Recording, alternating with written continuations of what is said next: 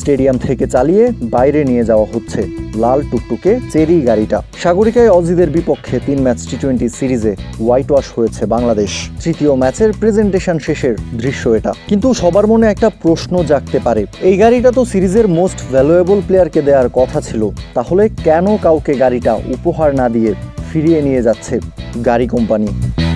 প্রশ্নের উত্তরটা খুব সহজ। চেরির সাথে বিসিবির একটা চুক্তি হয়েছিল, বাংলাদেশ যদি সিরিজ জেতে তবেই সিরিজের মোস্ট ভ্যালুয়েবল প্লেয়ারকে এই গাড়িটা উপহার দেবে চেরি। কিন্তু চট্টগ্রামে তো আর বাংলাদেশ সিরিজ জেতেনি, বরং হোয়াইট ওয়াশ হয়েছে। আর তাই বাংলাদেশি কোনো ক্রিকেটারের সিরিজের মোস্ট ভ্যালুয়েবল প্লেয়ার হওয়ার কোনো সম্ভাবনাই ছিল না। প্রেজেন্টেশন শেষেও দেখা গেছে তাই। ৩৫ লক্ষ টাকার বাজার দরের এই গাড়িটা জেতার একটা সুযোগ ছিল বাংলাদেশি ক্রিকেটারদের সামনে, কিন্তু দলীয় পারফরমেন্সে বাংলাদেশ মুগ্ধতা ছড়াতে পারেনি, তাই তো এই পুরস্কারটাও কারো হাতে ওঠেনি। 5+ স্টার রেটিং প্রাপ্ত দেশের সর্বোচ্চ বিদ্যুৎ সাশ্রয়ী ওয়ালটন এসি স্মার্ট কমফোর্ট এখন নেক্সট লেভেলে।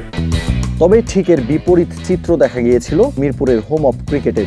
অস্ট্রেলিয়ার বিপক্ষে 3 ম্যাচ ওয়ানডে সিরিজটা বাংলাদেশ 2-1 ব্যবধানে জেতার পর ওয়ানডে সিরিজে ব্যাট হাতে অনবদ্য পারফর্ম করে সিরিজের মোস্ট ভ্যালুয়েবল প্লেয়ার নির্বাচিত হয়েছিলেন বাংলাদেশি ব্যাটার তাওহিদ হৃদয়। সিরিজ শেষে তার হাতেই তুলে দেওয়া হয়েছিল এই গাড়িটা। সিরিজ শেষে গাড়ি জেতার পর সেই গাড়ি নিয়ে মাঠে মাতামাতিও কম হয়নি। সতীর্থদের নিয়ে তাওহিদ হৃদয় মিরপুরের হোম অফ ক্রিকেটেই টেস্ট ড্রাইভ দিয়েছিলেন।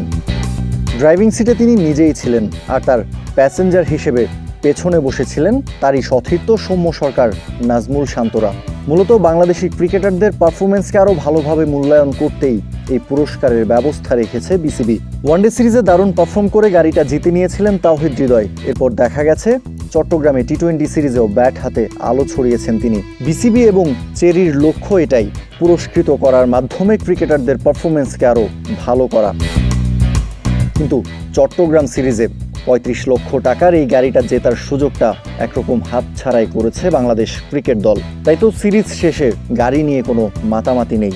ম্যাচের পোস্ট প্রেজেন্টেশন শেষে নীরবে গাড়িটা নিজেদের কাছেই নিয়ে গেছে চেরি কোম্পানি। কাউসার শান্ত, ক্রিক ফ্রেন্জি।